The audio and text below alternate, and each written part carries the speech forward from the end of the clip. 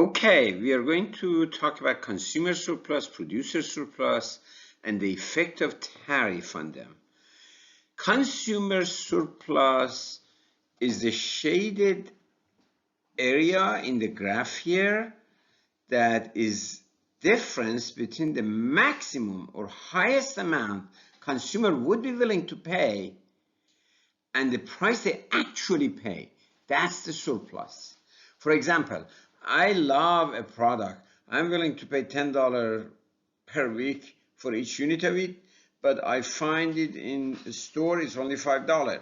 So the difference, if it's $5 and I was willing to pay $10, that I only paid $5, so the difference of $5 is my surplus. So that would be the shaded area. People who would have paid these prices, but they're not. They're paying this price. So that's consumer surplus. On the other hand, we are going to have producer surplus, which is the difference between price sellers receive for the good and the minimum or lowest price they would be willing to sell the good for that, which is producer surplus. So they're going to get $5 per unit based on the market. But some seller would have sold it for $1, $2, $3, $4. But they're selling $5, so they're making surplus. It's like I have my old iPhone. I would be willing to sell $20, but somebody gives me a bid on the eBay or somewhere else of $100.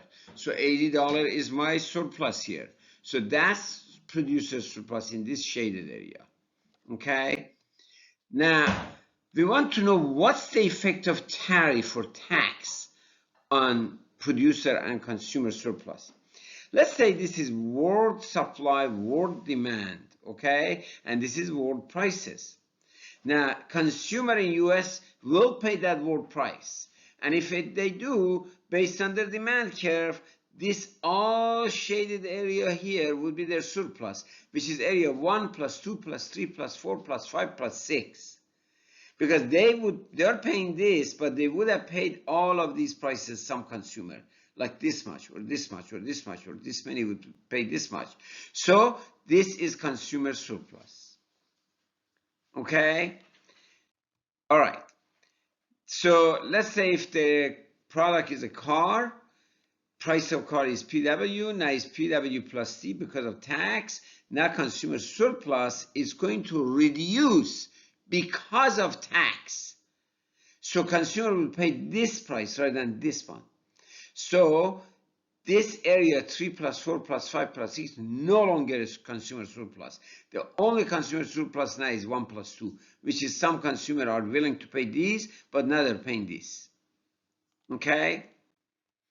So in this case, we see that consumer surplus before trade was 1 plus 2 plus 3 plus 4 plus 5 plus 6, or all of these areas, And producer surplus was only this area 7. And government doesn't make anything. But now there is a tariff or tax. As a result of that, we see that consumer surplus shrank to just this area, 1 plus 2. That's it. Because they no longer get this 3 plus 4 plus 5 plus 6, because now they're paying higher price for that because of tax. So consumer surplus is 1 plus 2, and they lose all of this area. Producer surplus is 7 plus this little area, 3. So producer surplus goes up as a result of tariff. Consumer surplus goes down, producer surplus goes up. Because before they used to make only here, now they're only all of this area. How about government? Government is going to make this area, this tax amount per unit times this area, which is government revenue here.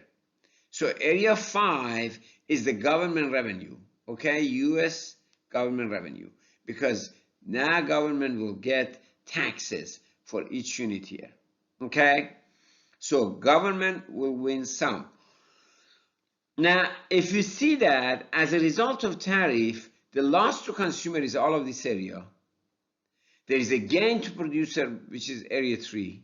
There is a gain to government, which is area 5. But there is 2 areas, 4 and 6, that used to be consumer surplus but no longer is. Those 2 areas are called deadweight loss. What does that mean? That means it's a loss to society. Nobody gained it. Not consumer, not producer, not government.